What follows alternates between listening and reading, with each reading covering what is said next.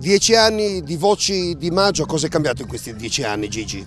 Bah, tante cose, tanti sacrifici, tante belle realtà, però soprattutto una cosa è cambiata, che siamo ritornati al quadrivio e per noi è un grande ritorno. E poi soprattutto, come ho detto prima, non mi ripeterò, non rischierò mai di ripetermi, il bello, attenzione, un chiodo, il bello è appunto che questa grossa kermesse si farà qui, con tanti amici, ripeto, e sarà sicuramente un successo.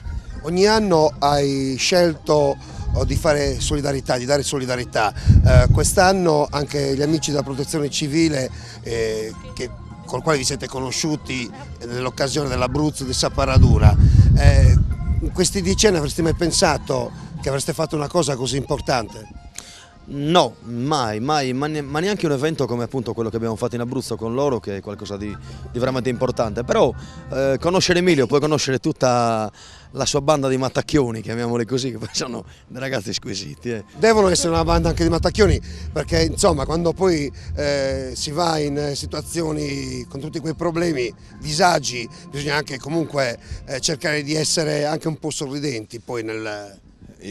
Guarda, adesso parlando seriamente, io sfrutto queste occasioni di festività per portare le squadre in giro e farli lavorare in questi momenti chiamati di pace, di tranquillità e di festa, perché mi permette di far conoscere tra di loro i ragazzi.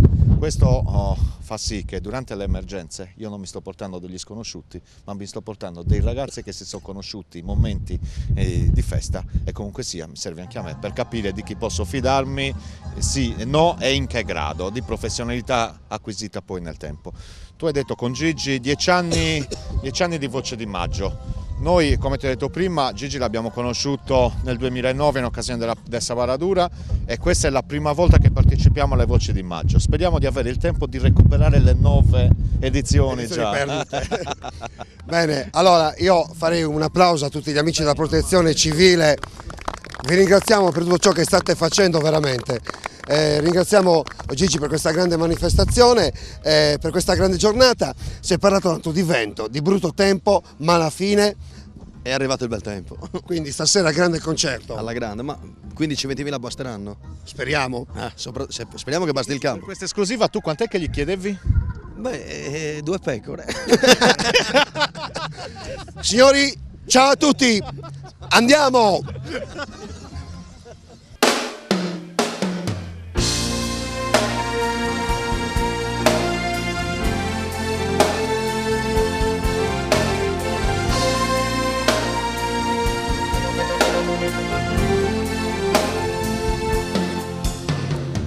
E adesso che farò? Non so che dire. Ti ho freddo come quando stavo solo. Ho sempre scritto i versi con la penna, non ordini precisi di lavoro. Ho sempre odiato i porci ed i ruffiani e quelli che rubavano un salario, i falsi che si fanno una carriera con certe prestazioni fuori orario. Canterò le mie canzoni per la strada ed affronterò la vita a muso duro, un guerriero senza patria e senza spada, con un piede nel passato e lo sguardo dritto e aperto nel futuro. Ho speso 4 secoli di vita e ho fatto 1000 viaggi nei deserti, perché volevo dire ciò che penso, volevo andare avanti ad occhi aperti. Adesso dovrei fare le canzoni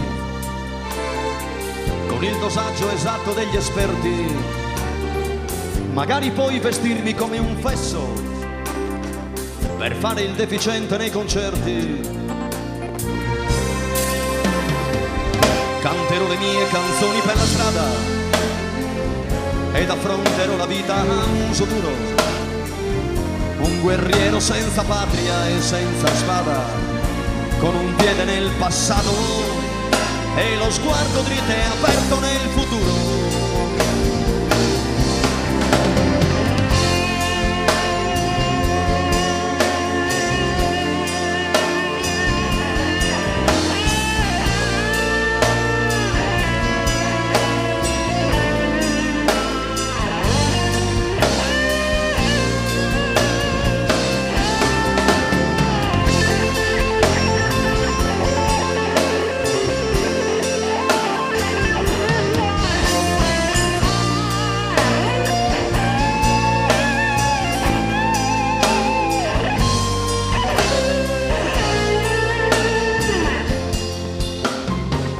Non so se sono stato mai poeta e non mi importa niente di saperlo.